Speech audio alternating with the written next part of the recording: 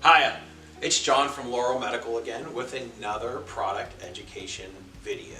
Today we're going to talk about the Liberty FT Tilt and Space wheelchair from Key Mobility. With this particular chair we get 20 degrees of tilt. So I tilt the chair back, it'll tilt back as far as 20 degrees. If you look at the front of the chair, so from here down is what we call the seat to floor height.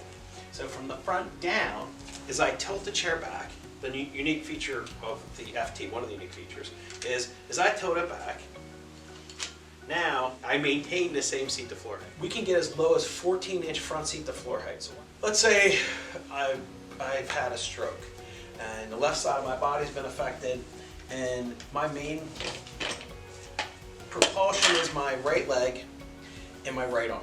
So we can configure this wheelchair, there's a cushion on here, we can configure this wheelchair so that I can get my foot on the ground or get good heel strike as I move the chair.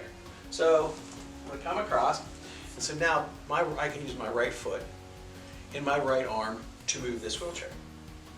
Likewise, if I can use both my lower extremities, I can remove the front riggings, and now I can use this to pull myself around. As I mentioned, I can still maintain as far back as 20 degrees of tilt and keep my feet on the floor, maintain my feet on the floor. So that is really a great upside for a reason to use the Liberty FT. And one of the very unique features about this is it does fold. It's a folding tilt and space wheelchair. So we're going to remove the cushion. In this instance, we will remove the back, and so now we're going to fold it. So I'm going to show you the folding process. You push this tab down, which is a safety release. Or push in, using your foot. This will allow us to then fold the chair. So the next thing we'll do, I'm going to fold the wheelchair in half. If I need to, we can get this with or without. It has fold down back canes. We can order it with